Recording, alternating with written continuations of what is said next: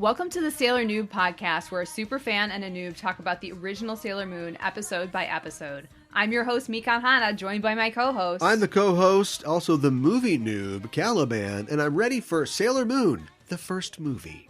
Yay! And we're a couple of magical people ready to moon crystal power make up this episode. Today we are talking about Sailor Moon R, the movie, The Promise of the Rose, and the Japanese title of which is Geki Joban Bishoujo Senshi Sailor Moon R, as well as the 15-minute short recap episode that played theatrically before the film in theaters, at least in Japan, titled Make Uppu Sailor Senshi in Japanese, or Make Up Sailor Soldier in English, but was later changed to Make Up Sailor Guardians. Yeah, you got to have that little thing that cues everybody in, just in case you're just walking into this for the first time.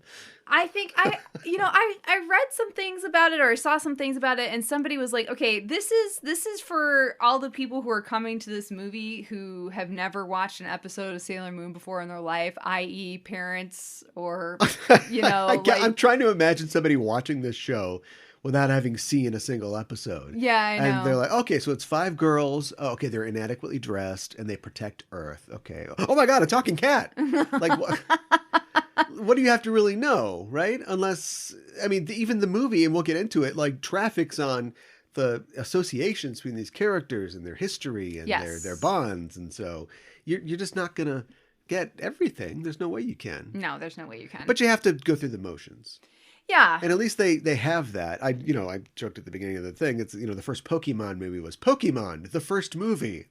That's optimistic. What do we call it? Well, there's going to be a lot of these. The first movie. Well, because, Cal, you've got to catch them all, and that includes the movies. I guess this is the first one. Yeah, this is the first one. That got a 16% on Rotten Tomatoes, so a lot of people probably weren't looking for Pokemon, the second movie. They probably weren't looking, but they found it, and they went to trap it with the Pokeballs, Anyway. Sailor Moon R, the movie, doesn't have a Rotten Tomato review that I could find. Really? But it is 7.7 on IMDb. Okay. That's a pretty solid. Out of a 10? That's pretty good. Yeah, that's pretty solid. Yeah. And I'm sure we'll get it. We will talk about our rating, obviously, at the end of the show. We have to do that. But that's decent. Wow, the faintest of praise with which to damn this movie. No. The first movie. It's maybe you can explain this to me. IMDb is it users or? It is users. Okay. And for that reason, and it's users who bother to sign up for a IMDb account, I guess, and to write a review. And it's all based on their star ratings, 1 out of 10. And it's not a great rating system. Like, I wouldn't go by it, but it is probably like the best user look, like Joe Schmo, Okay. or Jane Blow. I don't know. There's no girl version of that. What people just generally thought. Sure. There's a big thing in criticism now, this divide between critics, and the audience. And on Rotten Tomatoes, you'll see, the critic score, which is one thing, and you see the audience score, which is usually like user reviews, which is often very different, Often. In fact, they tend to go the opposite ways. Like, critics really love something, audiences hate it, and vice versa. Yeah. And then there's like cinema score, which is literally just polling people as they come out. And those are almost always very high, because you go to see a movie, even if it sucks, you're excited. Yeah. So something has to be really bad or really alienating for people to come out and go, oh, it's an F. But I find a lot of D's and F's on cinema scores are like really good movies that people don't get, or are doing things that, not to talk down to people, I'm just saying if they're doing things that, like, I just came to like eat popcorn and watch James Bond. I didn't want to like be taught about the critique of pure reason or something like that. Sure. Right. Which is like at a 7.2 on IMDb. So that's not that bad, I guess. Yeah. So why don't you tell us? Well, or do we want to talk about the makeup, or is there really much to talk about? I mean, we can just there's nothing really to say about it, is there? I mean, really. It's cute, you know. It's very cute. Chibi and Usagi are out for a juice and a drink at Damn Cafe. Yeah. Yes. Yeah.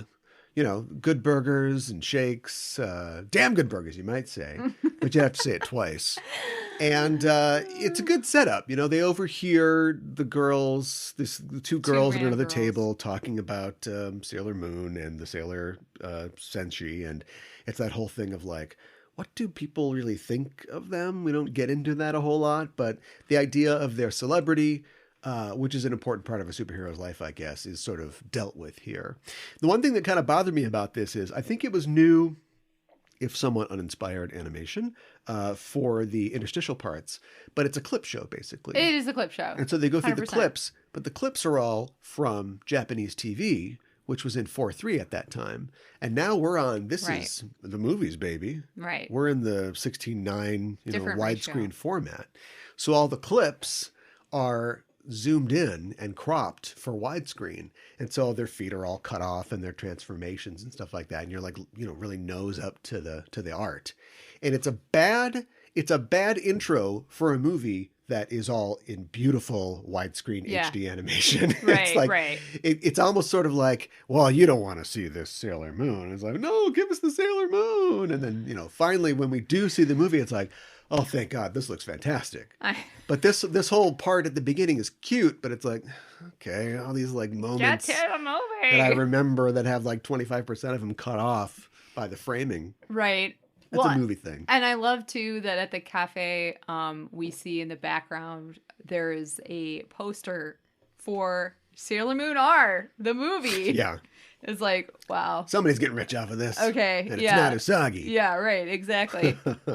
So, but Usagi doesn't mention the movie at all, and the girls don't mention the movie either. Yeah, it's just in the background. Yeah, they show the restraint, like they keep it in. Unlike the clip show that the season ended on, they keep it sort of like in the world, so it's not like Usagi and Chibi like turn to the camera and go, and don't forget to enjoy Sailor Moon, the first movie coming soon. I kind of can't believe they didn't do that. Yeah, it showed a lot of restraint.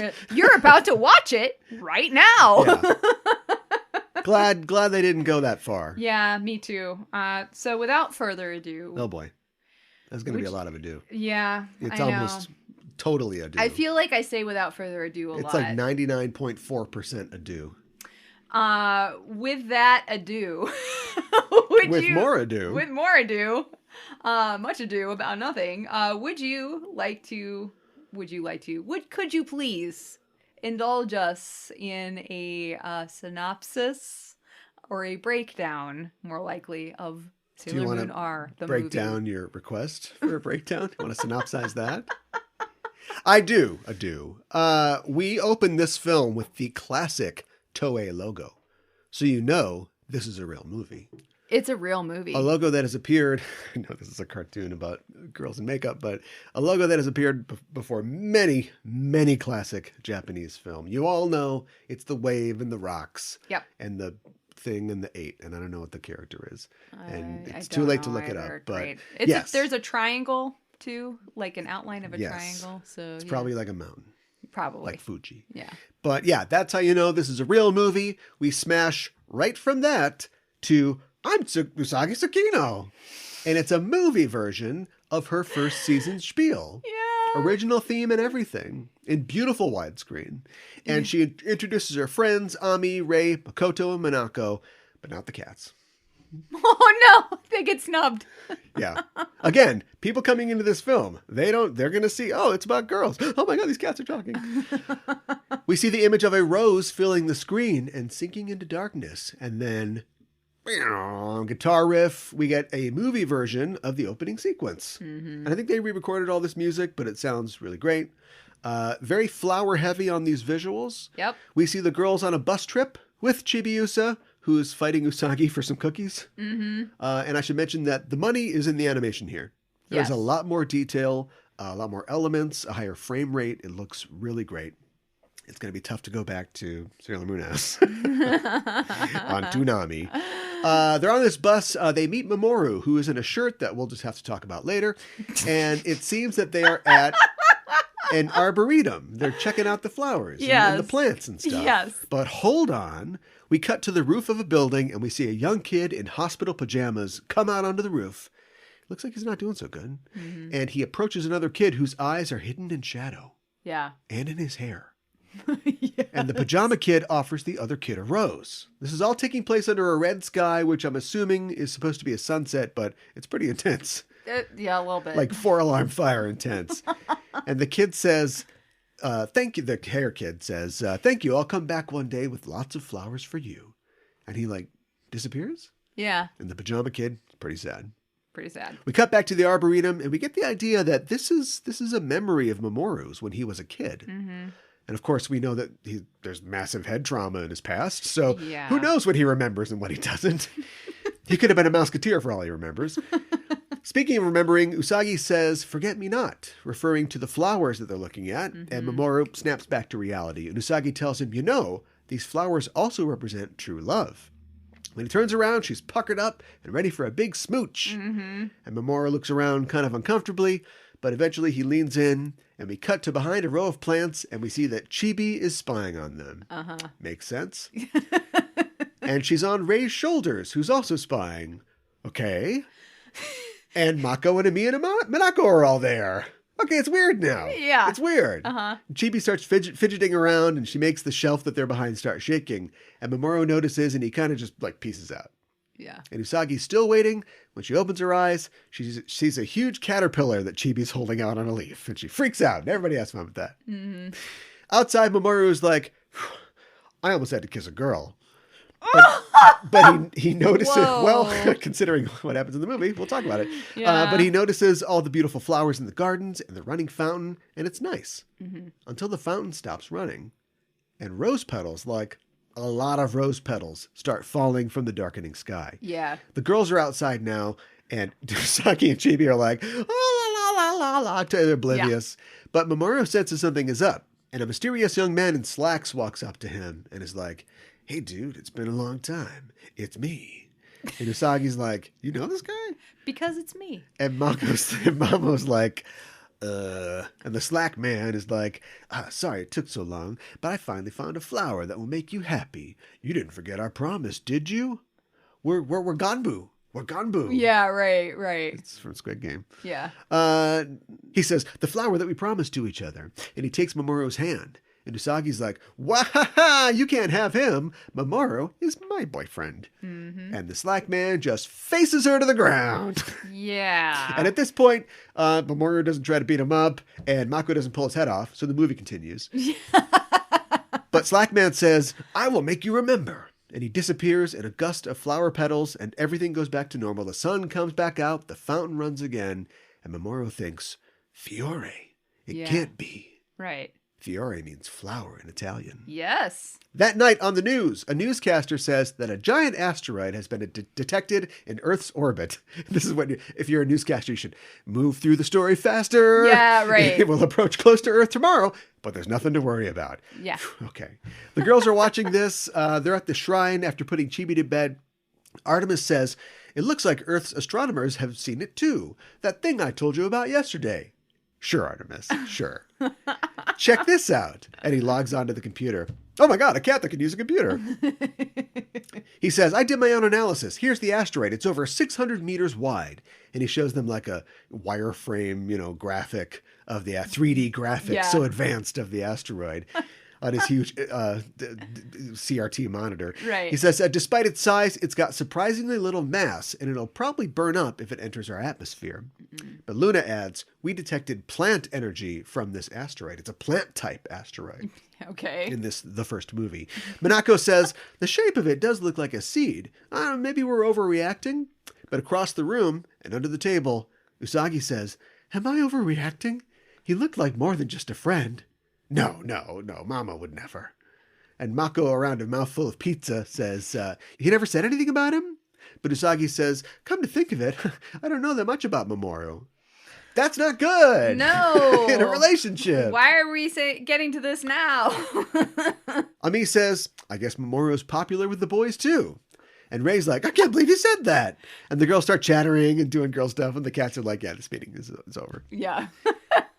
But we do hear on the way out that one of the girls says that there are 2 guys at her school that are in that kind of relationship. So Sailor Moon said LGBTQ rights. Yes. Cousins, my ass. Well, cousins. We'll get to it when we get to it, but that's Cloverway dub. Usagi remembers oh, okay, I see. It's Cloverway. It is. Usagi remembers an earlier conversation that she had with Mamo while looking at a pic of him in his weird Spartan apartment. And his family is in this picture. She says, like, you don't have any family now. And he says, I was all alone, but I think I was waiting alone for you to come along, Usako. Awesome. You are my family now. Yeah, right. But she doesn't run away. She says, I'll always be here to protect you. Out in space, a single glowing seed pod descends and plants itself in a Tokyo street that night. And from it, a single pink flower blooms. Mm-hmm. Feed me, Seymour! I got a weird situation going on here. The next day, they're all headed to school, all the girls. I guess it was a day trip plus a sleepover and planning session. But Usagi's tired and the cats are mad that the planning part went nowhere, but they had fun. And they ate pizza with corn on it. And Mako made lunch for everybody, and Chibi's pumped about that. But Rei stops short. She senses an evil aura, and the girls run to examine it, leaving Chibi behind. They turn a corner on a street with dozens of unconscious people lying in the street, their energy drained. The girls are watchful, but one of the bodies reaches out and grabs Minako's ankle, and she screams, "Ah, that pervert!" Yep. And we see that his body is covered in vines, and she kick flips out of his grab. But we see that the other bodies are getting up, and they're also covered in vines, and they surround the girls. And we see little crawly piles of vines swarming around, it's really creepy. Possessing other people. Yeah. Rei does an evil spirit begone times 1,000 and hits them all with a fuda, and they all collapse. Have you always been able to do this? Yeah, I know, right? Where have you been hiding this? But Ami uses her computer to detect that the energy isn't gone. This is when 2 things happen. Chibi comes around the corner and is like, what happened? Yeah, I know. And the pink flower we saw earlier jumps out of the earth, grows green crab legs and a toothy mouth, and runs right for her. Mm-hmm. Just before the flower can chew Chibi's face off, Usagi throws herself at Chibi and sends both of them flying through a plate glass window. The flower circles back around, but this time it opens up, and the torso of a weird-looking woman grows out of it. Yep. Rei tries to ofuda it, but it slams her and Ami against a wall and starts draining their energy. Minako and Makoto transform with beautiful HD animation. Yes. And their own new theme songs. Yes. Which are all kind of the same, but that's still fun. And they say their names under... Sailor Venus. Yeah. Sailor Venus. I think Mars is my favorite. Sailor Mars. Sailor Mars. Yeah. We get a Venus Love Me chain that slashes the flower lady's arms off. And then a sparkling wide pressure. Don't mind if I do. Jupiter blasts the flower crab lady across the street, but she recovers quickly. Now she's got vine tentacle arms. This is not even her final form. No. Rei and Ami also transform, and Rei fire souls the thing, but it dodges. It also dodges a supreme thunder from Jupiter. Inside the restaurant that Usagi and Chibi flew into, Usagi lies unconscious. But Chibi plugs her nose and her mouth, and we just sit there for like 15 seconds. Nothing happens until Usagi wakes up. It's great. It's not quite as long as an Evangelion elevator ride, but it's a choice, and I like it. It was, I think, a well-earned character moment. So. And Usagi is mad that Chibi woke her up, but she's ready to join the fight. And she goes, "Moon, crystal power, hold on," says Chibi. She says, "Thanks for rescuing me. I know. Now go get him." Yeah. And Usagi transforms into Sailor Moon. On the street, Mars fires a burning mandala at Crab Lady, and Jupiter throws another fastball, but this chick is too wiggly for them. She shoots out her vine arms and catches all 4 sailor soldiers, and it looks bad. But Moon Tiara action severs all 4 of the vine arms, and our girls are free. I know. Sailor Moon is here. I'm so excited she used her tiara again. Yeah, she's like, oh, that's right, I can throw this thing. She says, "The life of a flower is too short. That's why girls fall in love. Taking the guise of a flower to harm others is unforgivable. In the name of the moon, I'll punish you. Crab Lady immediately attacks Sailor Moon, but Mercury uses Shine Aqua Illusion to freeze her in place and yells, "Now, Sailor Moon!" Before she can thaw out, Sailor Moon gives her the Moon Princess Escalation. Crab Lady seems to die, but she becomes a cloud of pink vapor. And out of it walks Slack Sky. Yeah. Who says, "I miscalculated. I didn't know there were beings like you on this planet, but our experiment was a success." And he transforms into a pretty familiar-looking alien-like guy. Getting some Alien On vibes from this guy. Yeah. So I'm guessing he doesn't know what food or love is, and if we can just track down this guy's sister, we don't have any trouble. On the lapel of his weird alien robe, a dark flower emerges and opens to reveal dark pink petals and a little woman? What? Yep. It kind of looks like the top half of the crab spider flower lady. Yep. But this is the top half of a little lady in a flower. Yep. The cats say, "It's a Xenian flower." And I bet they're going to tell us all about that too late. The flower says, "I like this planet." And he says, "My flower will blossom on this planet." Yeah. And he's like, "It's all right. It's all right." A little bit, yes. He says, "Let's get rid of these girls first." And with a wave of his hand, he blows the girls back, all except Jupiter, who immediately runs at him and tries to kung fu him, but he's too fast, and he blasts her right in the chest, throws her back into a phone booth, which is a glass case that holds a public telephone. But that's Thank you for explaining little history lesson. Yeah. Only Sailor Moon is left, and he says, "I'll make your death extra painful for deceiving Mamoru." And long claws explode from his fingers. He rears back to stab her, but a red rose sinks into the street before him. We see a billboard across the street. It's like for maybe like a liqueur or something like that. Something fancy. Yeah. It's got a bunch of men in tuxedos and masks on it, and out of it steps Tuxedo Mask. I don't know how he did this. I have no idea how he did this, but he ends up standing on top of a light pole, as is his wont. I know. It's like the perfect entrance for him. Even a beautiful flower turns ugly when it is nurtured by a twisted heart, he says. "That's enough, Fiore." Fiore takes a second to put two and two together and says, "You're Mamoru." "Ha ha, see, you didn't forget." Mamoru asks why he's doing this, but Fiore says, "Why are you easing your loneliness with a silly girl like her? She'll betray you. You'll be alone again. Plus she over-accessorizes, like, bitch, tiara or choker, pick one." Whoa. Mamoru says, "You've got to believe in the people of this planet." But the flower woman's eyes glow, and Fiore's glow in return. We get the idea there's some kind of whammy going on here. Yep. Fiore jumps up and pulls a sword from somewhere and dives at Sailor Moon.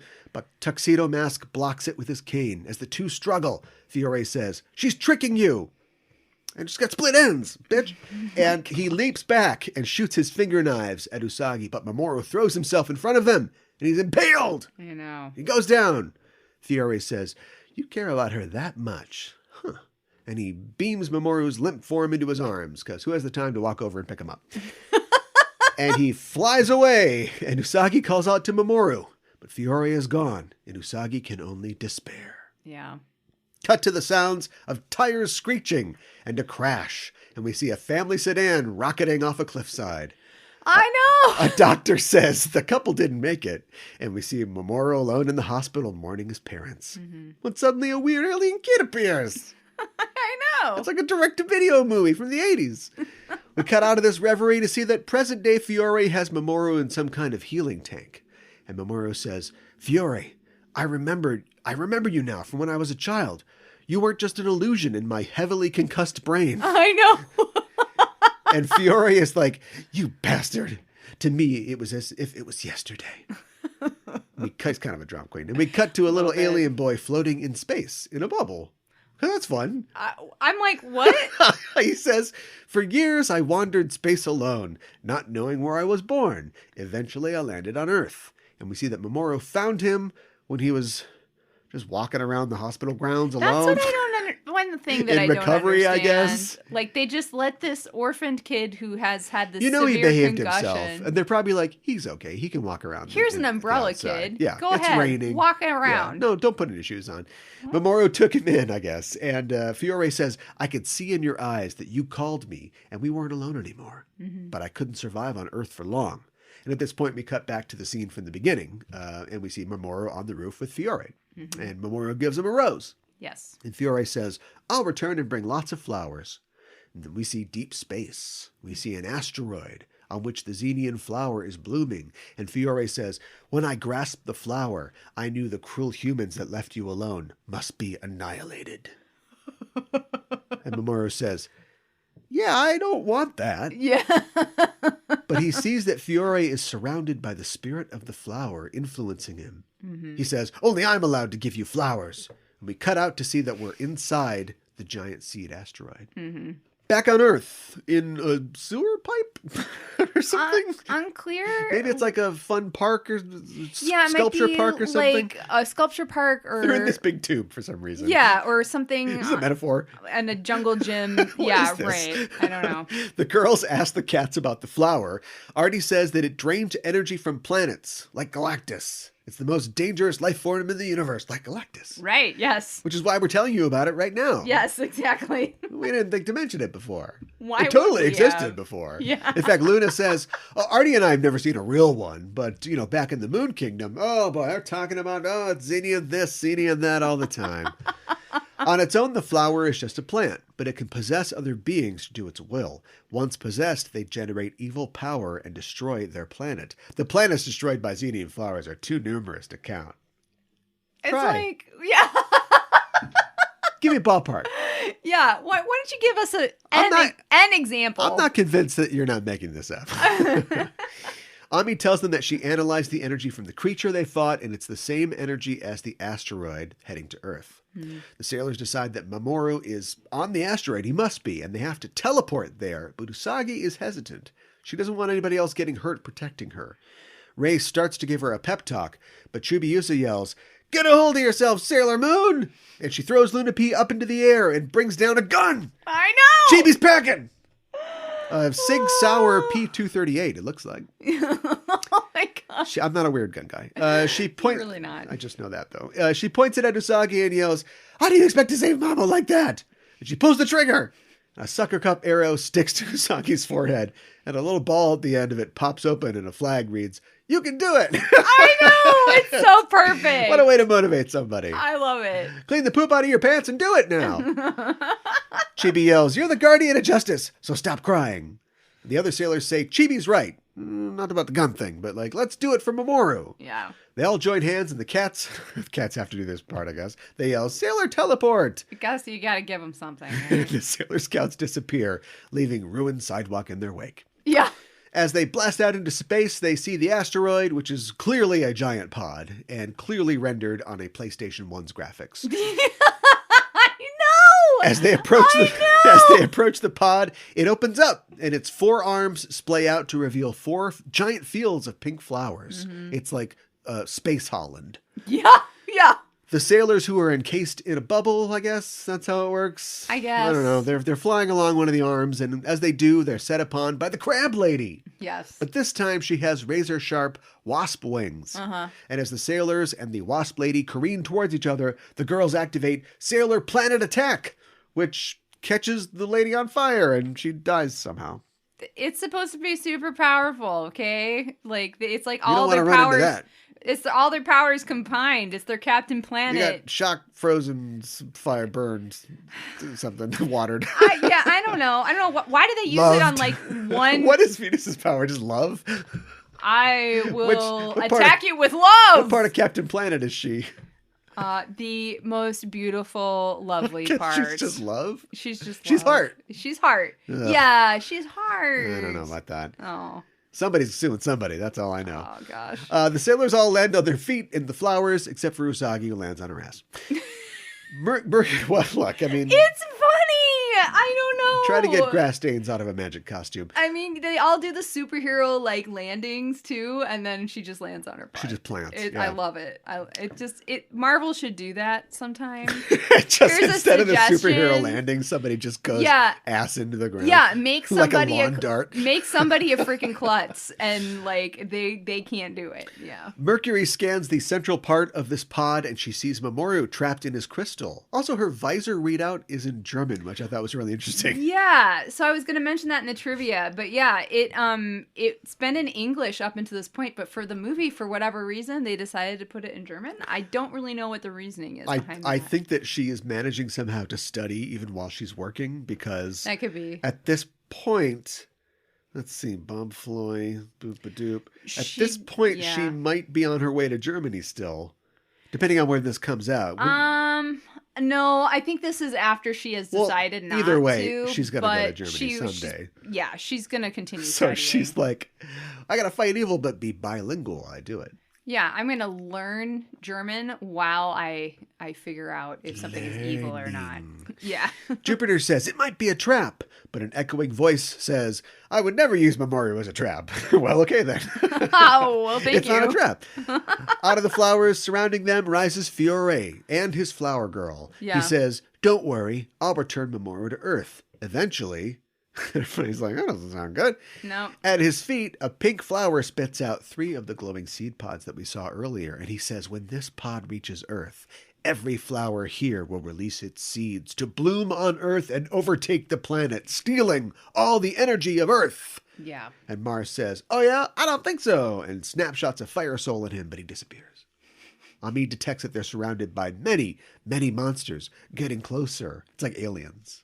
And they're like, they're everywhere, man. They're in the room. I know. It's like, okay, you have your goggles, but it's like how accurate are they? But like what do you want? Yeah. It's past, future, star magic with crystals. Yes. You can do anything.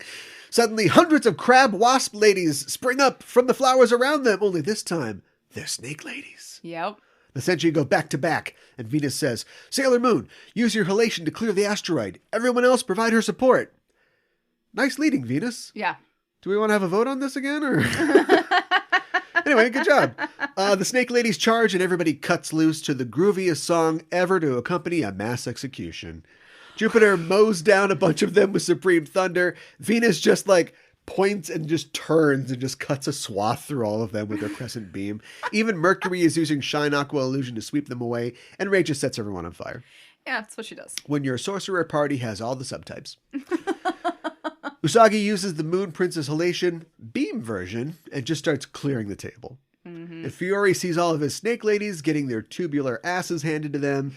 So they all withdraw to a certain point, and they form a huge tidal wave of snake women that just pours over the girls. It's terrifying. And Usagi dives out of the way, and the wave washes over the other sailor soldiers, trapping them within a huge mound of flowers.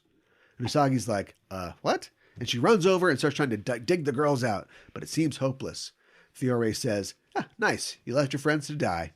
Usagi grabs the moon scepter and starts, Moon Princess! But Fiore says, wait! You don't have to listen to the bad guy, Usagi. You can just keep doing whatever you want. But a vine rises up out of the mound, with all 4 sailors lashed to it, helpless. Fiore says, drop your weapon, and the vine electrocutes the Senshi. He says, if you mistreat my flowers, your friends will suffer worse. Mm-hmm. All of the Senshi, to a woman, tell her to do what she has to do. Mm-hmm. But she drops the scepter and says, I give up. Yep. I don't want to lose any of you. Mm-hmm. Fiore cannot believe this, and he seems to struggle with something. Some feeling. Perhaps it's warm. I don't know. As he does, the vine withers and the Senshi are released. Uh-huh. But his boutonniere tells him, don't be fooled by her. Don't be stupid. She's trying to steal Mamoru from you. I will lend you my power, and Mamoru will remember that he's your friend. Mm-hmm. Pink energy swirls around him, and he reappears with... I don't know about this one. He's got tentacles all over him, around him, but on one of them, there's a female hand at the end of it. He's got a lady stole. Kind of, yeah. Oh, a stole for women? No, this is a lady stole. It's a stole made out of a lady. S-T-O-L-E, look it up. I have a theory about it, but we can talk about it later. It looks like if Buffalo Bill was a Manhattan socialite. Oh, so dear Lord. Across the way, wow. Mamoru is watching all of this happen. Wow. I am stuck on that one. It puts the lotion in the Tiffany's bag. Oh my goodness. Across the way, Mamoru is watching all this happen, and he's had enough. He breaks out of his crystal prison and falls to the ground. Fiore blasts Usagi back into a rock, which shatters, and he comes out of the rock in the other direction, which is a big time saver. He puts Usagi in a headlock and he says, I'm going to drain all your energy. And he starts doing just that. Mm-hmm. All around them, lady hands shoot up out of the flowers. And the hands begin shooting flower petals into the sky. Mm-hmm. It's weird. It's like Japanese horror type thing. Yeah. I would totally agree with that. This whole thing, the Xenian flower, her whole shtick is very creepy. Yeah. And this is, yeah. Fiore says, you'll pay for stealing Mamoru from me. You can never know what we felt, what it's like to be alone. Skank. And as he says this, we pan across the 4 senshi, and in turn, we see a memory from each of them from before their time as sailor soldiers. Mm-hmm. We see Ami studying alone, mocked by the students that she intimidates. We see Mako sitting alone, shunned by the kids that are scared of her. We see girls whispering about Minako, about how she always says she's too busy to hang out, like she's someone important like Sailor V. And we see Rei alone with her ravens, her peers too freaked out by her eerie abilities. Mm-hmm. It is a mass Peter Parker event. Yes, it is. Throughout all of this, he has been draining Usagi's energy, and she is finally spent as he drops her on the ground. She's on Dream Street. Mm. Weird tentacles splay out of his back, and he's ready to kill her. But the Sailor Senshi all beg him not to do it, saying that she is the one that brought them together, and without her, they'd be alone. But he can't believe it. He says she's deceiving them all. He rears back to strike, but all of his tentacles miss because a red rose has pierced his chest. Yep. We pan to Mamoru, who collapses post-throw. The rose works its way into Fiore's armor, and it explodes off him. And his flower says, "What are you doing? Finish them!" But Fiore has had enough. He cannot believe Mamoru threw a flower at him. Yeah. He slumps back. A rose, no less. Yes, that's not the promise of the rose. Yeah. He slumps back. All the flowers on the asteroid are withering away. But it's not over. No. The central part of the asteroid breaks away from the pod, and Fiore appears, again telling them that he's changed its trajectory, so it will impact with the Earth and kill everyone, and they don't have enough power left to stop it. Mm-hmm. And his little corsage is like, yeah, make the Earthlings suffer. But Usagi sits up and says, I won't let that happen. As she rises, her brooch opens to reveal the silver crystal, and the Senshi plead with her not to use the crystal's power, because it will kill her. But she says, I won't die. Let's go back to the Earth together. And she begins to channel the crystal's power. Fiore reaches out and grabs the brooch on her chest. Mm-hmm. Bad touch. Yeah. And says, I won't let you save everyone. And crushes, I guess, the brooch. The cue that we get is that Usagi's costume immediately becomes ribbons that just stream out from her as this asteroid is plummeting towards the Earth. Yeah. We saw this last in episode 51, when the droid Leshy damaged the brooch and Usagi's costume disappeared immediately. Yes. Her clothes reappeared when that happened, but this is a movie, so what the hell? I think maybe because he's holding it. She's mid, like in it's stasis? Not totally destroyed at this point, so she's like mid. This is usually I'm a silhouette spinning around right now, but this is very embarrassing.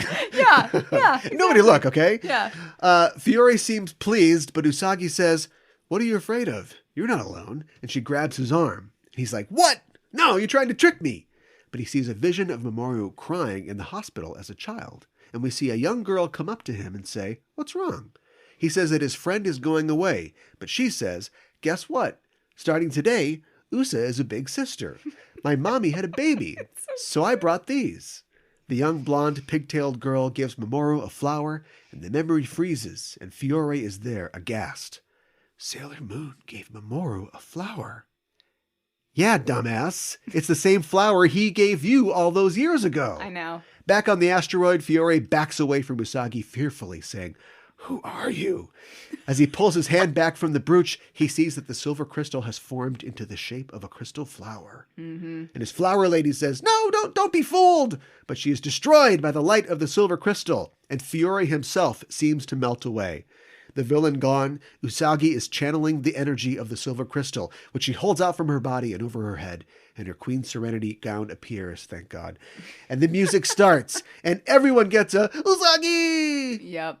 She says, "I will save everyone." And behind her, Mamoru stands as his clothes become his Endymion armor. Mm-hmm. All 4 Sailor Senshi rise as well to support Usagi as she guides the disintegrating asteroid through the atmosphere. Each Senshi in turn recalls their memories of love and friendship that they've shared with Usagi in the past. It's a good thing they have those memories. Yeah, it took those away for a while. Mm-hmm. Last time an alien came around. Right. You're right. Good point. The asteroid is all but destroyed at this point, with just enough of it for the 6 of them to stand on. Usagi says, with the power of your friendship, I can make the silver crystal even more powerful. No one will ever be lonely again. Usagi seems to strain to the utmost, and the silver crystal shatters in her hands as the asteroid streaks across the horizon. The end. So it's a dark ending to the first movie, the first Sailor Moon movie. It's not over. It's not over yet. It's not over. Back on Earth, Luna, or could be, like we go back to Earth and Luna, Artie, and Chibi are watching the sky, and we just see like a big streak across the sky. They're like, now what? Yeah, right. No, the cats are wondering if everybody's okay, but Chibi says she knows Usagi will bring everyone home. Mm-hmm. Back on the asteroid, or what's left of it, the party gathers around Usagi, who isn't moving. The crystal's gone, the asteroid is now just floating instead of plummeting. Her brooch is smashed, and she lies still. Ami weeps and says, "What's the point of saving us if you're dead?" And Minako says, "In the end, we lost what was most important to us." Mamoru is totally dumbstruck, but he hears the voice of Fiore, who appears before him and thanks him and Sailor Moon for saving him again. He says to fulfill his promise, he'll give him the flower of life, which contains his energy. Giving it to Sailor Moon will save her. Mamoru leans forward to smell the flower, but we see that he's kissing Usagi. We never find out if anybody else saw Fiore. We don't know. It seems like if it was just in his mind or if it was just for him. But as he kisses her, her brooch regenerates and the crystal is whole again, and Usagi's eyes open. And Fiore just takes off into space. Woo! In a little bubble. Back in his bubble. Yeah. He's back in the bubble, everybody. Usagi looks around and says, "See, I told you I'd protect everyone." And everyone embraces and cries tears of joy as we see rose petals fly over the face of the moon. Mm-hmm. The first questions from the first movie. Shoot. Is Fiore an Ailandanian? So here's the thing. Clearly, character design wise, and he has like plant abilities associated with plants. He clearly seems like he's the same kind of alien. But he doesn't. Okay. So he does ultimately have plant abilities, but he doesn't know that. And right, what we know of. I'm so glad we spent all that time on Ailandanians because we're ready for this. Otherwise, we'd be like, isn't this like the weird incestuous people?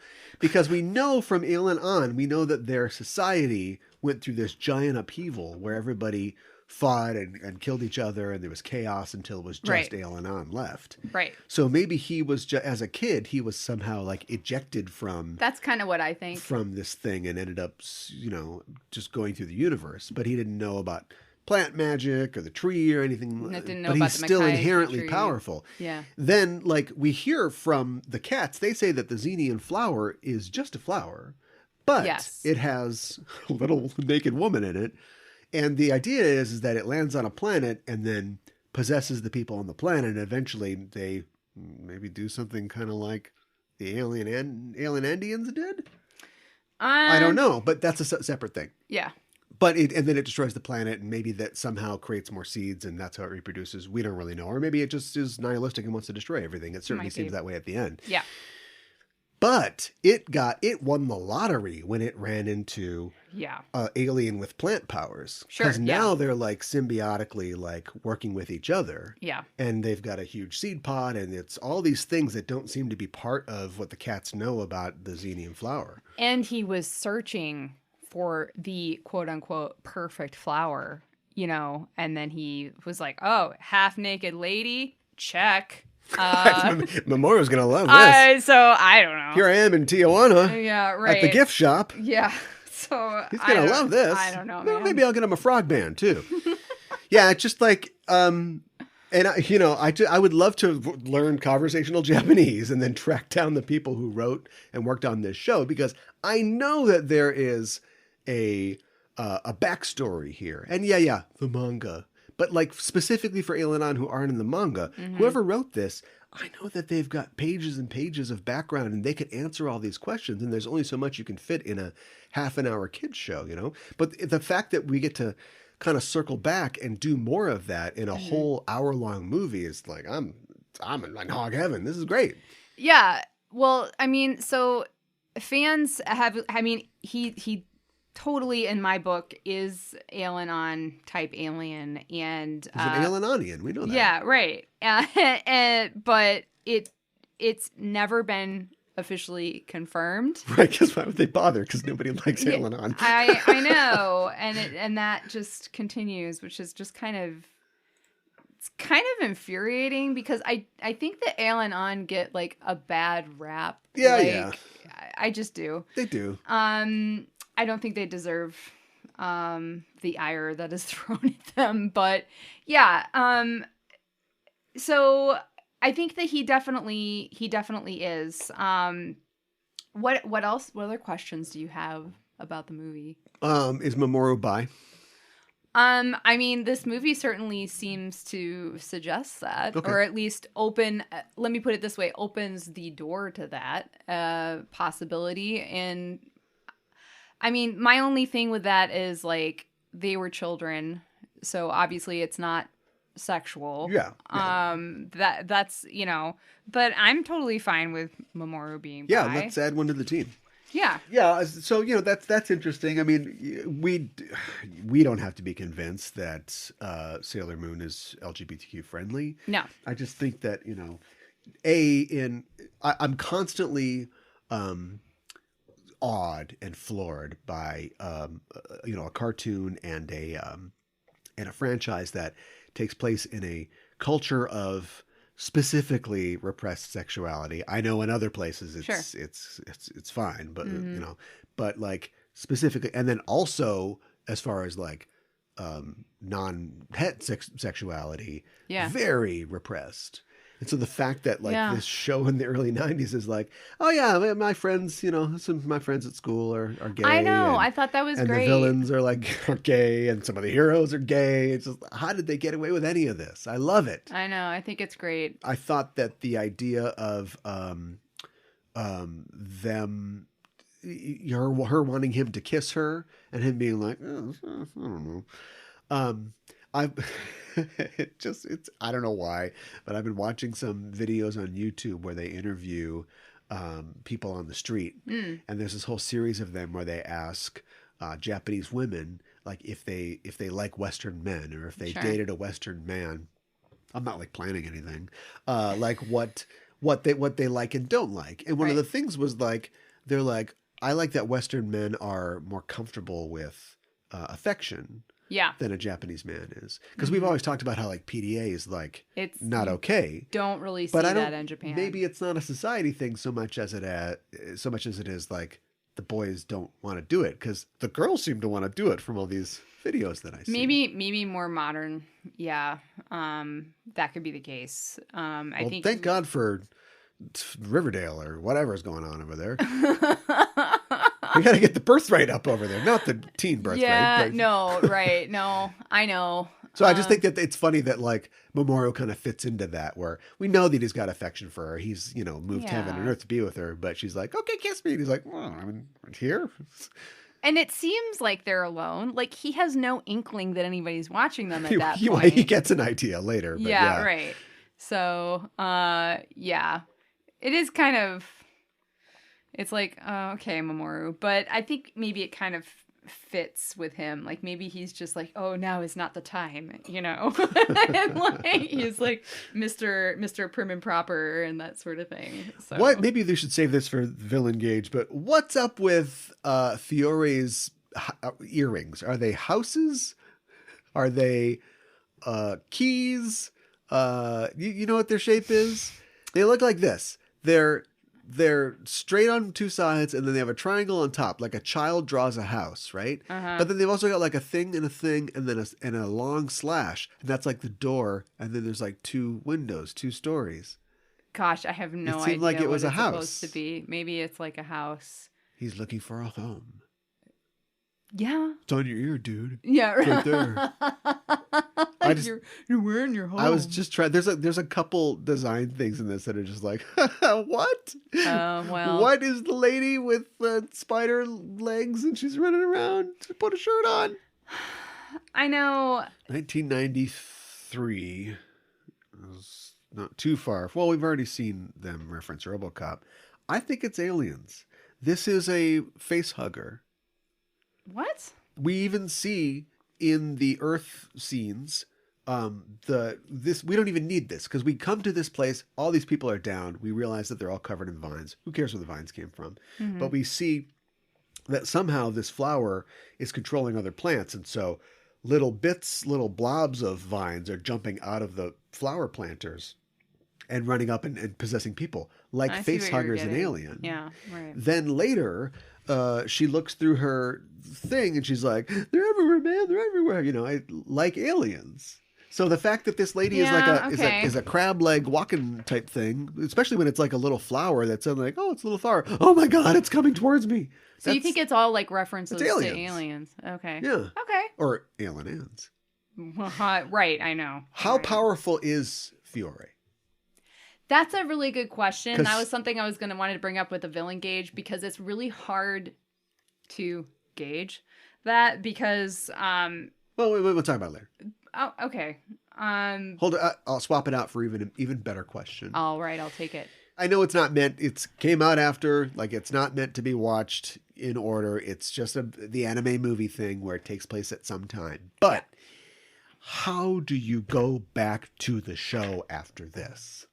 I know. Do you know what I mean? What they go through in this episode, what they learn about each other and their connection to each other, what Usagi does with the power of the silver crystal, like pushing it past the point of no return of its own power. Yeah. How do you go back to, I'm sick, I'm in bed? Like, how do you even do that? It's really hard, right? Yeah, that's why these movies like break the anime that they come from. They kind of do, and I mean, I see them as canon, but also as kind of like a branch off of the anime, if that makes sense. Like, it's connected. I hate to break it to you, but like not much of what happens will affect anything. Oh, no, I know it won't. Yeah, so. No, I know. Yeah. Yeah, none of this means anything. No. Well, you're telling me we're not going to see Fiore again? His little spoiler. His little ball just rolls around a black hole, and that's the end of him. I don't know what the heck is going on there. Or his little ball just hits another planet and then bounces to another planet. Boing, boing, boing, boing, boing, yeah, and right. Tilt. Yeah.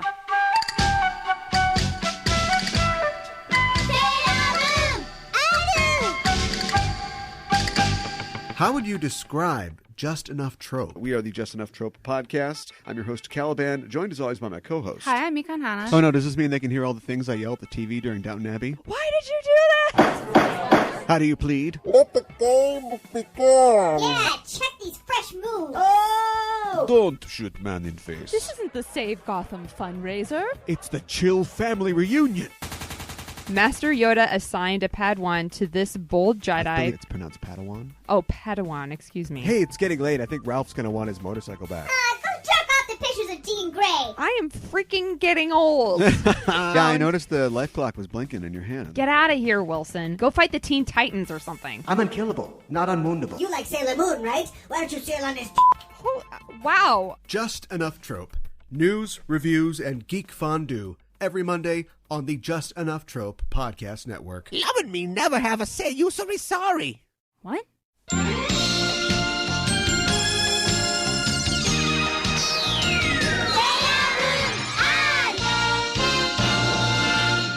Kyoro Miru are curiously looking around, where we talk about elements of Japanese culture within the episode. Since flowers are a very important part of this movie, I thought that we could talk about ikebana, or the Japanese art of flower arrangement. Interesting. Yeah, so ikebana means arranging flowers or making flowers alive.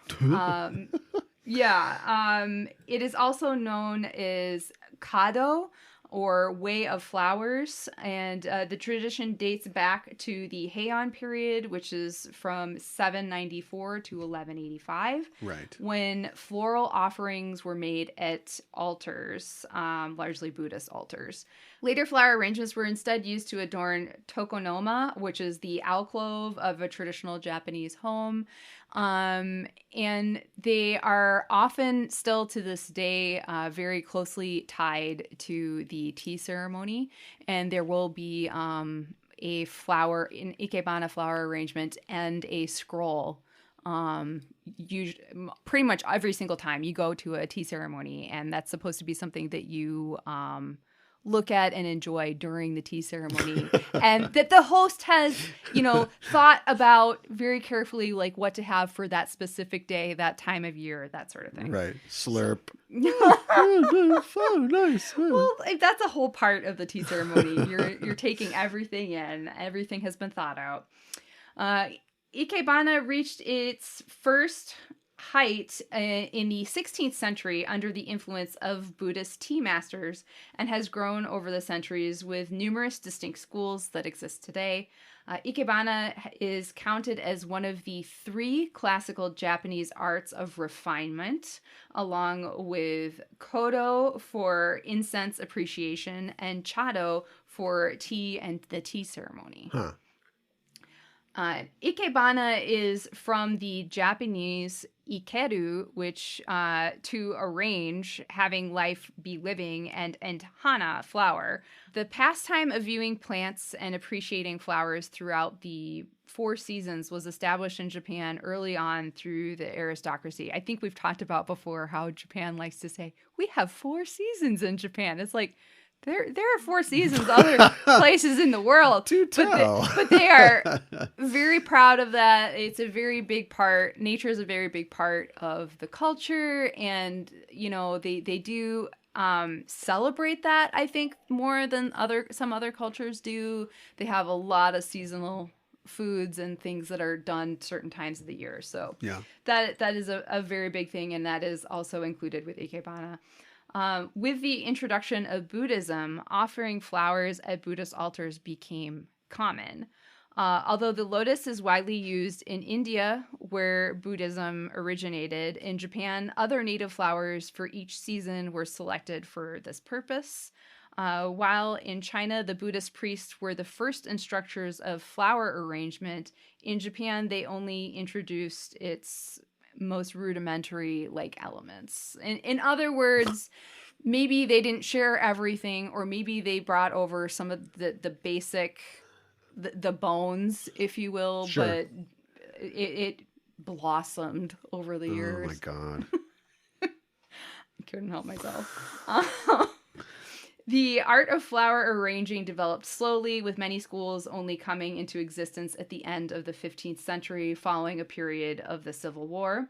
The 8th shogun, Ashikaga Yoshimasa, who ruled from 1436 to 1490, was a patron of the arts and the greatest promoter of cha no yu, tea ceremony, and ikebana flower arrangement. Yoshimasa would later abdicate his position to devote his time to the arts, and developed concepts that would go on to contribute to the formulation of rules in ikebana, one of the most important being that flowers offered on all ceremonial occasions and placed as offerings before the gods should not be offered loosely, but should represent time and thought. Okay, here's your assignment. Okay, class. You got some flowers now. I want time and thought from you. I'll be back in an hour. I know. Well, I mean, in other words, a big part of ikebana is where the flowers are placed and what it represents and the emotions and the feelings that it invokes. We're not just putting flowers in a vase and arranging it so it looks nice. It's more complex than that. Yeah. I mean, is there a certain vocabulary of flowers that helps you interpret what the message of the flowers is? There's so much. Oh, okay. It is so dense. I would have no way of being able to bring all of that information to this podcast. Fair enough. So, you're just gonna give me the bones. I'm gonna do my best to give you the bones, but there are a lot of different schools and there are different styles. So, but we'll try our best to do at least to give you the bones. Ikebana has always been considered a dignified accomplishment. All of Japan's most celebrated generals notably practiced flower arranging, finding that it calmed their minds and made their decisions on the field of action clearer. I mean, you could bring this back to maybe Bushido a little bit. Guess. I don't know. Do we attack now? Hold on. What do the flowers say? Oh my god. It's not time yet. Followers and practitioners of ikebana, also referred to as kado, are known as kadoka. A kado teacher is called a sensei. So, okay. Today there are over 1,000 different ikebana schools. One thing I read said there were over 3,000. Another thing said there were over 1,000. So we're going over 1,000 because I don't know. And I tried 3,000 is over 1,000. Well, I know. But so I'm not sure which one it is what I'm saying. Yeah. But a school is normally headed by an iemoto, which literally means family foundation, and is a term utilized to refer to the founder or current grandmaster of a certain school of traditional Japanese art, and is often passed down within a family from one generation to the next. What if you just say, I don't want to do flowers, Dad? And then I guess you have to find somebody else who is not within the family to take that over. I guess so. Not a family business. Yeah, I know. When we're talking about ikebana, we're talking about nature and how we think of natural things and making it look natural, but we're designing it, right? Uh-huh. It also, ikebana, there's a lot of, it's not just flowers, it's other natural things as well. There's a lot of leaves and greenery and, different branches and that sort of thing used in it as well. And it's a lot about shape, line, and form. And it's kind of it's an expression of creativity that has certain rules and the idea of good and evil fortune in the selection of the material and the form of the arrangements. So this is something I found very interesting. The concept of hanakotoba is the Japanese form of the language of flowers, wherein plants are given specific coded meanings. And we have this a little bit with some Western things, like certain colors represent different things. But this goes even further, varying based on the color of the flowers, the presence of thorns within the height of the tall plants, the combination of flowers used in garlands and in different types of flowers themselves, so on and so forth. For example, the colors of some flowers are considered lucky or unlucky. Red flowers, which apparently are used a lot for funerals, are not desirable because of their association with death. Yeah. Yeah. But also because red is supposed to suggest the flames of a fire. Also, an odd number of flowers is lucky, while an even number is considered unlucky and therefore undesirable and not really seen within ikebana. And something else that should be mentioned, with a lot of Japanese art forms, ikebana included, we are not going for symmetry here. We're going for asymmetrical because that's considered to be more natural. Sure. And more pleasing to the eye as Sure. well. Also, all flower arrangements given as gifts are given with the flowers in a bud, so the person to whom they are sent may have the pleasure of seeing them open. Oh, sure. Which I thought was really neat. So there are several different styles. One of them is the Rika style, which is standing flowers, and its style was developed this is one of the first styles, as a Buddhist expression of the beauty of the landscape of nature. And key to the style are the 9 branches that represent elements of nature. And one of Rika arrangements is the style is called Suna no Mano, or sand arrangement. Huh. Another style is Nage Irebana, which means thrown in flowers, is a non-structured design which led to the development of the Seika or Shoka style, and is characterized by tight bundle of stems that form a triangular 3-branch asymmetrical arrangement that was considered classic. So there you go. Seika, which is pure flowers, style consists of only 3 main parts, known in some schools as, so this is the heaven, earth, and the human, so the ten, chi, and jin. It's simple in design and shows the beauty and the uniqueness of the plant itself. In Moribana, which is piled up flowers, the flowers are arranged in a shallow vase or suiban, compote vessel, or a basket, and secured on a kenzan, which is the pointed needle holders, also known as metal frogs, that look like really, really sharp. I don't know if you've ever seen them before. I have never seen that. So it's metal, and it's like flat, and it's just got a bunch of needles, and you stick the plants right into them. Okay. In the Jiyuka, the free flowers style, creative design of flower arranging is emphasized with any material permissible for use, including non-flower materials. In the 20th century, with the advent of modernism, the 3 schools of ikebana partially gave way to what is commonly known as, in Japan, as freestyle. So, watch out. So I should mention that it is very common for ikebana to be taught in schools, and I also think that it's common for schools to have an ikebana club.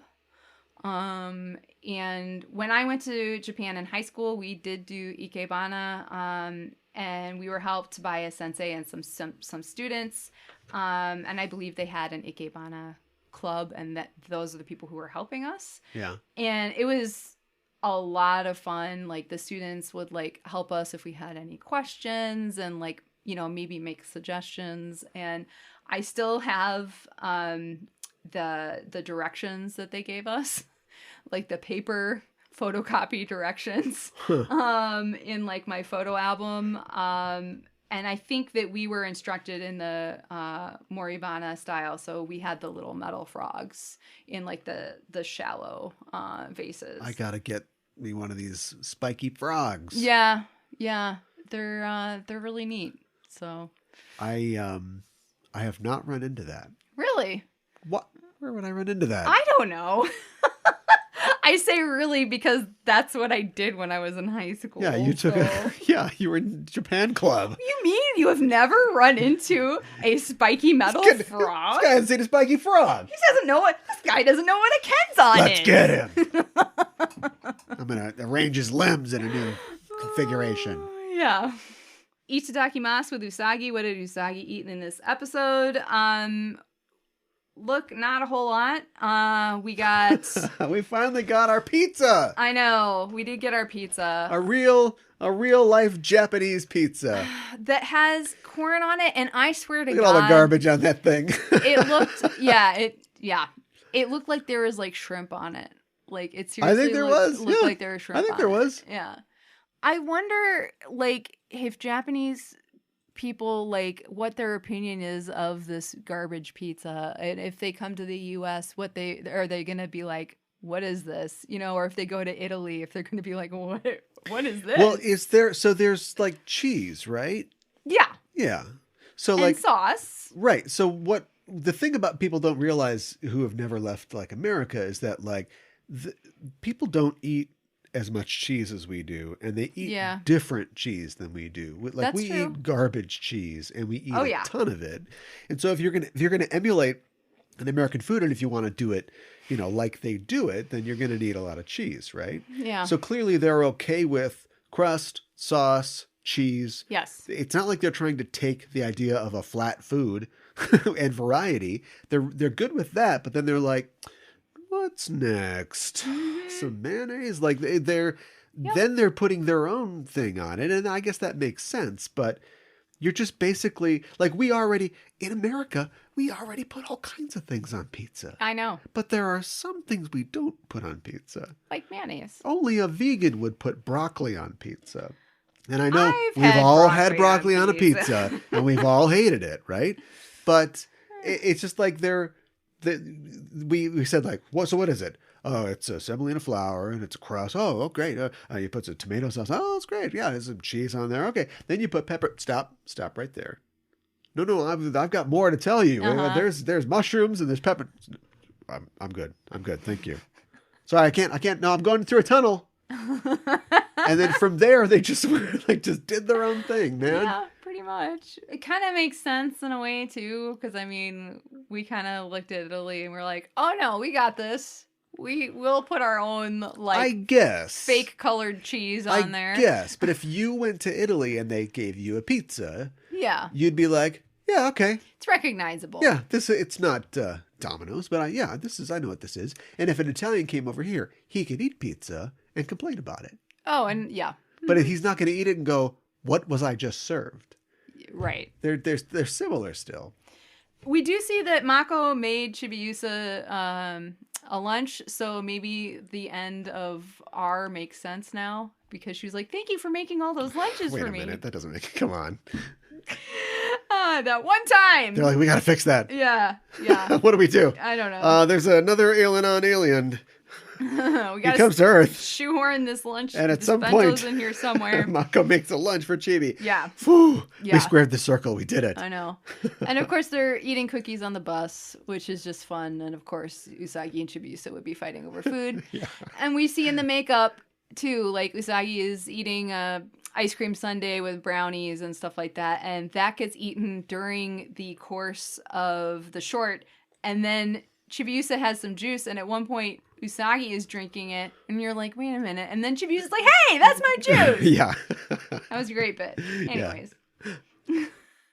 Feel engaged, we rate a baddie 1 to 5 dark stars, 5 being the most wicked. So we have at least 2 baddies to discuss and rate. Yeah. The Xenian flower and Fiore. The Xenian flower name, so Xenia, also known as the Xenia effect in plants, is the effect of pollen on seeds and fruit of the fertilized plant. The effect is separate from the contribution of the pollen towards the next generation, and the term was coined in 1881 by botanist Wilhelm Olbersbach to refer to the effects of maternal tissues, including the seed coat and pericarp. But at the time, endosperm was also thought to be a maternal issue, and the term became closely associated with the endosperm effect. Okay, thank you. It's Xenia means alien. Yeah. It's about diversification in characteristics. Like it changes. That come from foreign pollen. Yes. So like pollen from one breed or stock of corn that makes it to another that isn't like grown from the same corn, is not, because corn, generally a farmer, has a bunch of different corn or plants or whatever, and seeds, it's all the same stuff. He wants all the same stuff. But like if you get cross-contamination from pollen and then you see different characteristics pop up, it gets applied a lot to corn, but yeah. The decorative corn that you see like this time of year, for Halloween, that sort of thing. Yeah, corn, the endosperm of corn, can be different colors depending on its genetic characteristics. And so, like, when you see that Indian corn, the kind of colors that candy corn is designed to emulate, that comes from this effect of having different sperm, calm down, fertilizing a corn plant. I just think it's really interesting, but I found another why it's applying to a naked flower lady, we don't know. She's a Well, I'll And get plus, to it. there's a million of them, and they're all the same. Like if one was like a brown one, and an orange one, and a yellow one, you'd have something there. There's a little bit of variety, but yeah, a lot of them are the same. The term is New Latin and comes from Greek and refers to the law or custom of offering protection and hospitality to strangers, and is the opposite term of xenophobia. This is another definition, I guess I should say, of xenia.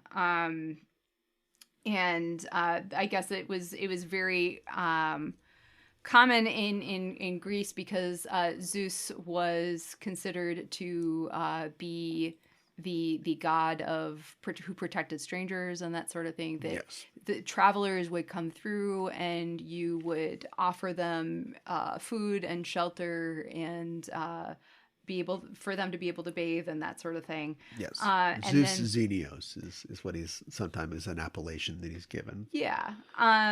It would kind of the guests would bring news from the outside world and that sort of thing. And I guess also when in ancient Greece, when you believed in the gods and the gods can take human form, what if a stranger is freaking Zeus? Yeah.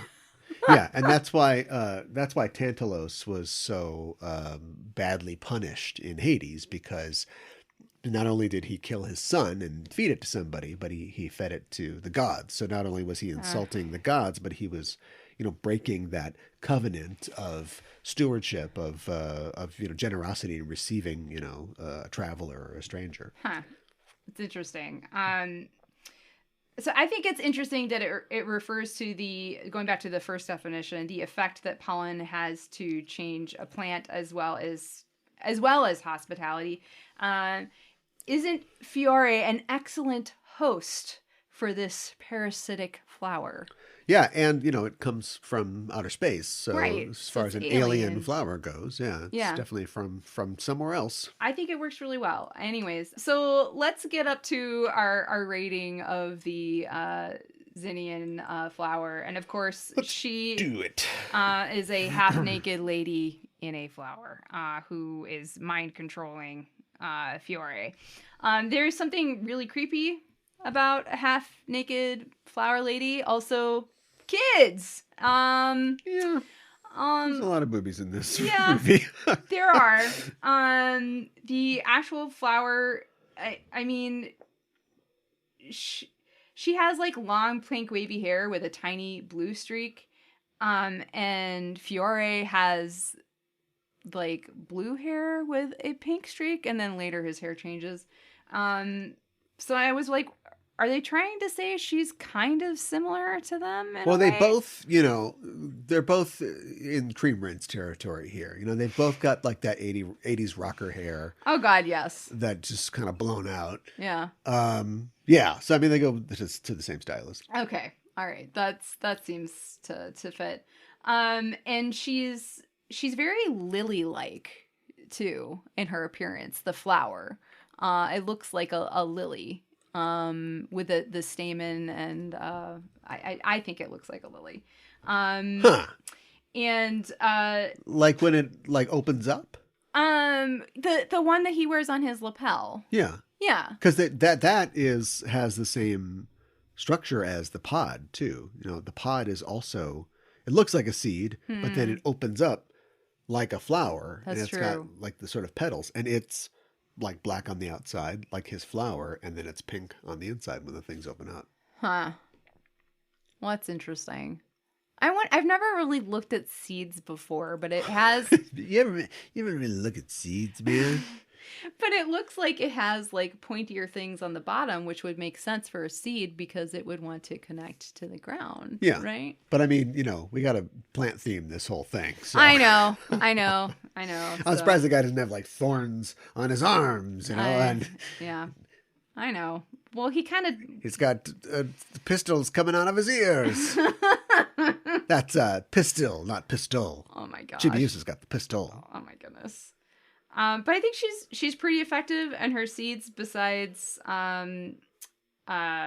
plants, I mean, she has all these different varieties of seeds, and supposedly there's more. I don't know, or maybe just like the snake ladies are the vast majority of them. Yeah, they really went hard on the snake ladies for the last part. Yeah. It's like, what if they had fought a million crab ladies? Would they have won as easily as they did against the snake ladies? Right. I think the crab ladies are way more effective and more challenging. Oh, man, we spent all this money on snake ladies. Well, I'll just send them out there. That's what we got. You got to fight with the snake lady army you came with. That's right. So I think she's pretty effective, and she's pretty dang creepy. I'm going to give the Xenium flower, I almost said floor, which essentially means flower. It does. 4 out of 5 dark stars. I feel weird giving a 4 to somebody that just came out of nowhere in a movie. Yeah. But I probably got to go 4 too. Like, especially for a villain who we get relatively little time with. You know, this is like a boss level villain, but we don't have a whole season to get to know them. They just kind of pop in and out. So again, kind of a 4 written in pencil, but she's tough. She's clearly very powerful. She's got a great plan here. She's going to manipulate this guy. Also, like, is she all of the things, or is she just the one thing? You know, is her spirit in all these things? So ultimately she's a flower, but now she, with this asteroid and all these little flowers, can make all these duplicates and seedlings basically of her and control them as well. I mean, that's pretty there's a whole army of her, like Bjork at the end of this thing. Right. I mean, that's kind of how I took it as. So that's very powerful. Also, she can kind of mind control people, and she, you know, her goal is presumably the death of all life in the universe. So actually, I'm feeling strong. I'm going to pen this 4 in now. This is, I'm going to stick with the 4. All right. Sounds good. I like her. Yeah. So for Fiore, you already mentioned his name means flower, apparently plural in Italian. And it is also an Italian surname. And his character design, of course, looks an awful lot like Ailandanians. And I have always thought that like the gold decorative parts of their outfits kind of look like gold plant vines, like in a design. Yeah. So I feel like that kind of invokes that. But I did want to talk about his look later when the Xenian flower gives him all of his power. Yeah. And he's wearing the lady arm, among other things, and he's got kind of like weird creepy, it's like those joke things where you hang the hand out of your trunk on your car, right? It's like, oh my god, somebody's in that trunk. It's like he just like threw that onto his shoulder. I know. Like, this is cool, right? Everybody's gonna love me at the Halloween party. But like his hair turns pink, and his bodysuit is like maroon now, and then. But I was looking at it and I was staring at it, and not only does it have a lady arm, I think that in her giving him power, she's almost like, this is her like wearing him, because the color of his bodysuit is the color of her flower petals. Yeah. And the arms and everything, that's her skin tone, and her hair is pink. Now his hair is pink, and he's got the blue stripes. So I think it's kind of like she's still here, and she'll let you know she's still here. Her hand doesn't move at all, though, if that's really what's going on. We don't need that. It's not too far. I don't know, maybe not. That's what made it feel like it's just like dangling there, like right? That like that novelty hand. But it has he has some kind of like it's like vines, but they're like a skin tone color, but they have thorns on them, like they're little spikes on them. So anyway, there's the thorns, right? So we got the whole we bit. got the thorns. So so now we're up to us rating Fiore. He's kind of really a dick. I mean. Obviously, he's had a very difficult life, to say the least. I don't know if he's had any meaningful connection besides Mamoru. He was separated from his family, and he has been obsessed with finding this perfect flower for him. And I do feel bad for him, but he shows up like they're just gonna pick up in the exact same spot, and it's been at least 10 years, like at least. I mean, he's the bad guy, but I hate how rude he is to Usagi, like right from the get-go, and is just convinced that she is a liar and that sort of thing. I guess I can kind of partially blame that on the Xenian flower, and just a kind of a lack of social skills. But again, that goes to not really having any social connections. But I do really feel for him, though, which I think makes him a more interesting bad guy, because you do have that empathy for him. And I think that makes villains way more interesting when they have that human dimension to them.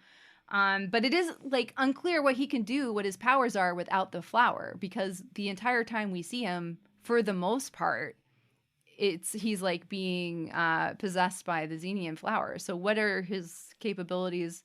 What are his powers? It's hard to tell. And I feel like the ending of the movie with him, I'm still very kind of confused about. Like somehow he disappears, and but he gives Mamoru his energy. He doesn't die, right? He just goes off in his little bubble and he's fine. But it kind of seemed like they were using the same footage from the beginning, so it's like he a kid again? I don't know. But so I'm gonna give him 4 out of 5 dark stars. Is he a kid again? This is going to happen all over again. He's going to land on some squid alien planet. No. Some little squid alien in squid pajamas who lost his squid parents when they died in a squid car crash.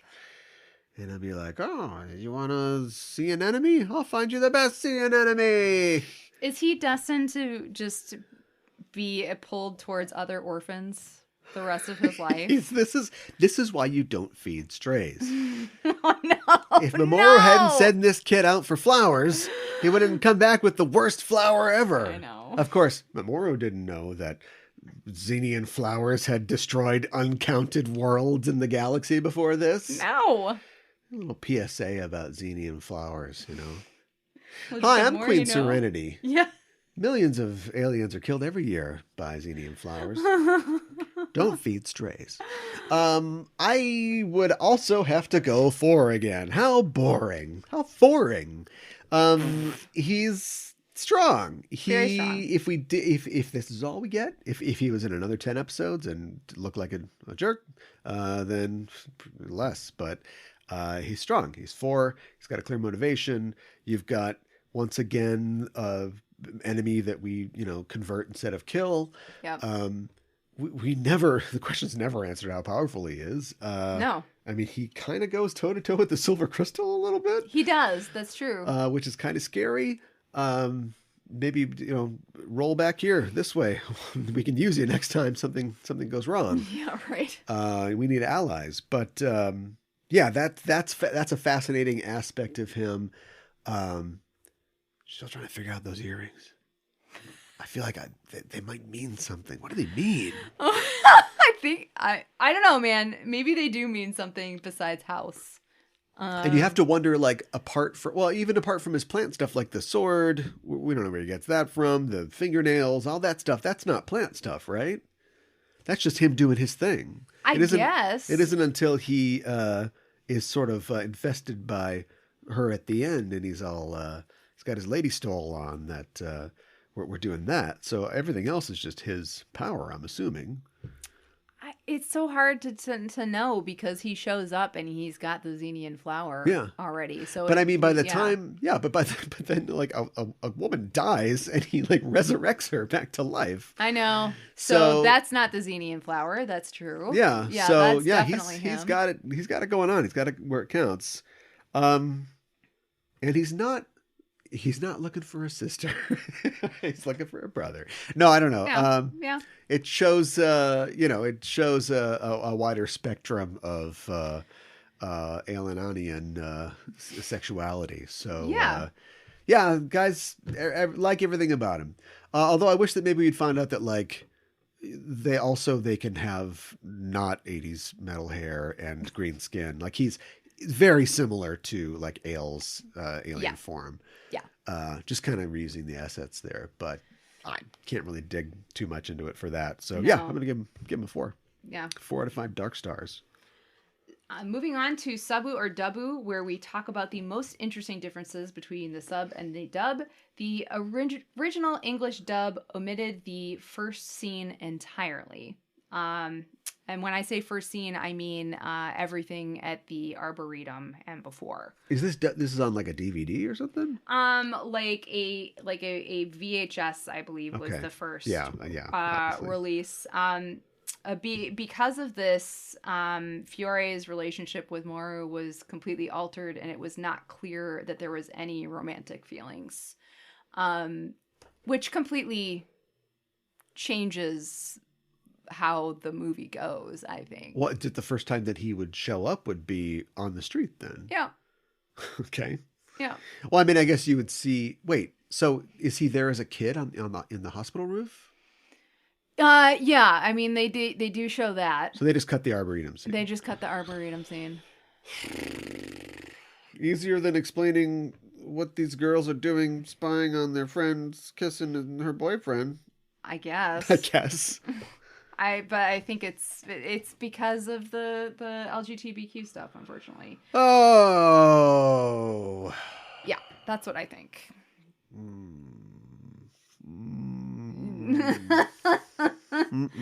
Yep, you got it.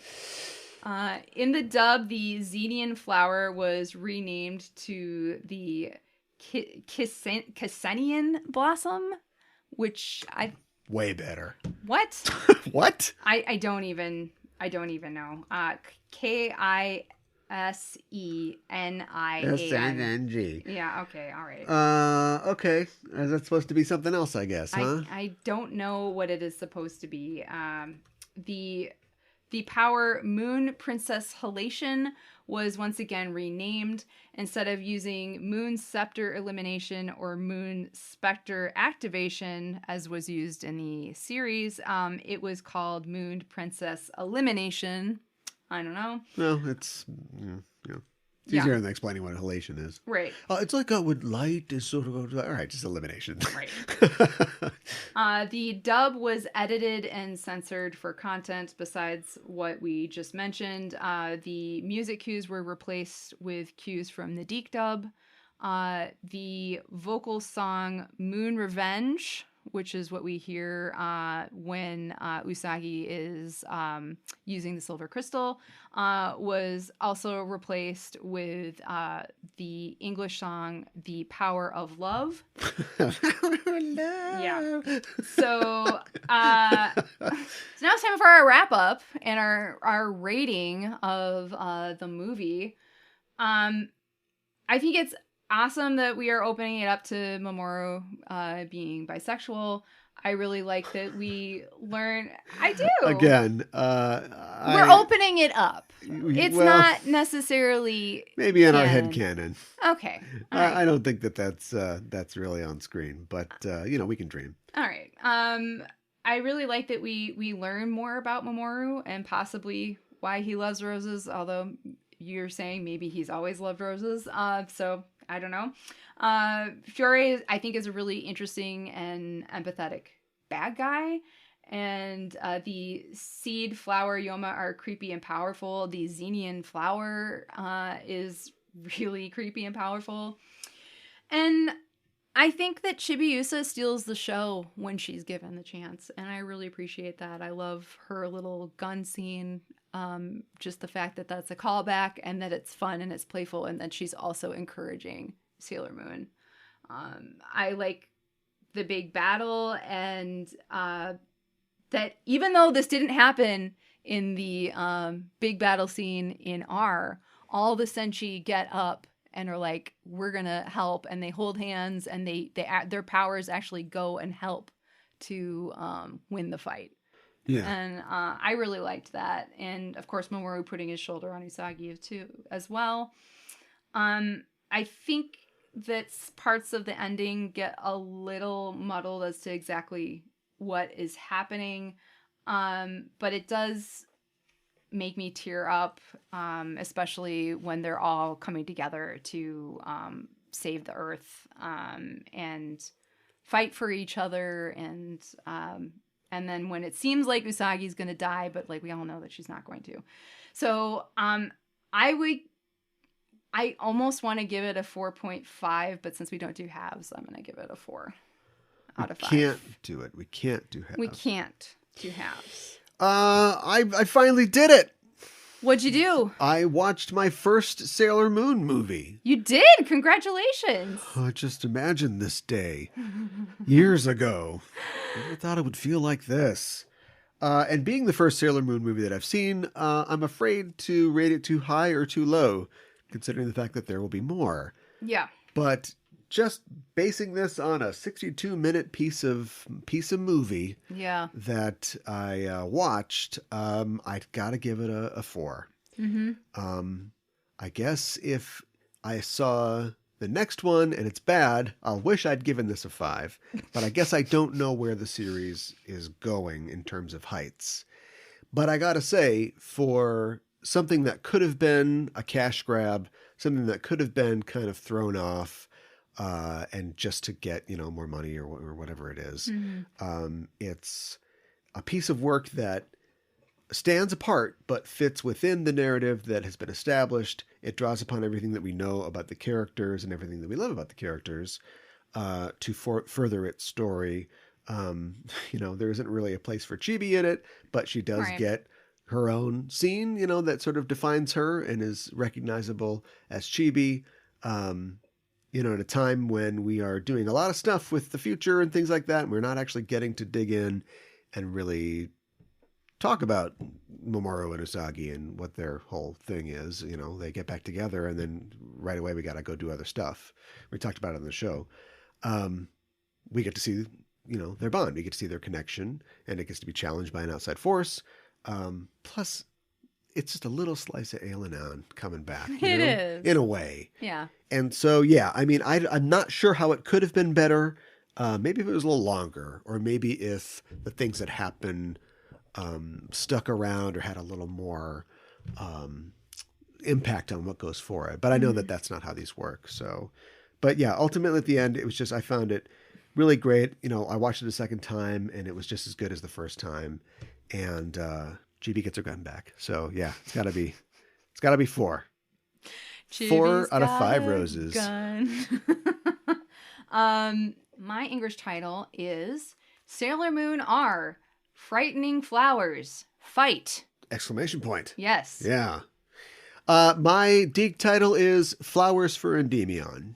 Aw, I like that. And I get what it's a reference to.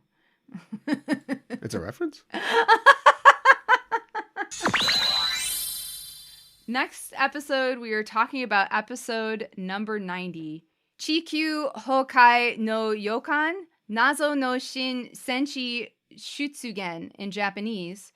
Premonition of the Apocalypse, the mysterious new guardians appear, the English translation, and the English title, Starstruck Bad Luck. Rats live on no evil star. What? It's a palindrome. Star bars going to the car. What is this? This? Be straight with me. Like, is this Cloverway titles? Yes. So we're out of Deke titles. We are out of Deke titles. Well, that's going to be reflected in the future, I think. Yeah. But it's going to be a process of kind of tuning in, I think, the Cloverway way. Yeah. The way of the clover. Yeah. Whoa. I'm not ready to go. I don't want to go. Oh. I'm not ready to move on. I know, right? I don't want to go to a new school. I like my old school. Oh, it's kind of bittersweet. I just want to stay here and then become a teacher. Or maybe a janitor. I don't know. That's how it works, isn't it? Right. Yeah, clearly. Just like by the end of Classic, it was like a good time. It wrapped up well, and it also just gives, it's gone. it's a real open-ended ending, I guess, when you think about it. But, Yeah. But you feel like, all right, everybody's going to kind of live their life and move on. I have a lot of unanswered questions still about every part of this world. So I don't know if we do these, but I don't know, maybe sometime in the future we do a 6 months later look back. Maybe that's a treat for the Patreon people. Yeah, maybe. Treat, it's in quotes. But like just more thoughts and feelings about theories about Sailor Moon R, because it's enigmatic. The R stands for enigma. What? It's enigmatic. But I guess we got to switch that to an S. We gotta switch it to an S. So Sailor Moon T. Nope. We went. What happened with that? How'd you guys screw that up? They just they wanted to go to Super S and What's better?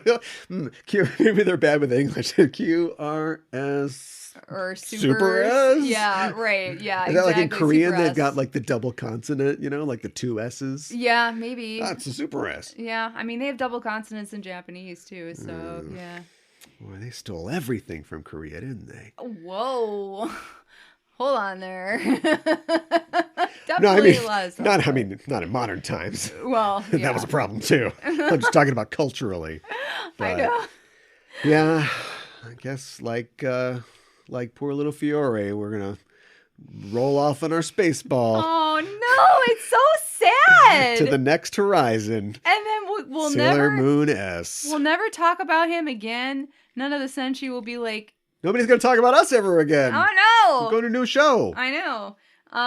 Yeah, we are going to an all new season, and we're taking a short break for a couple of weeks, and we will be back in the beginning of November, the first Friday in November. Yeah, November 5th. Yes, with all new episodes from Sailor Moon S. Yeah. Until then, you can find us on your social medias. Not taking a break from those. No, We're also not taking a break from the Patreon. that's right. We're doing that. Of course, there won't be any outtakes, but we've been looking at some materials and possibly we'll find something fun to do as a kind of bonus show. Also, I got to tell you, prison school scared me straight. Not like that. And so we're probably going to go back to doing Pretty Guardian Sailor Moon recaps, the live action show. I think it's about time to do that.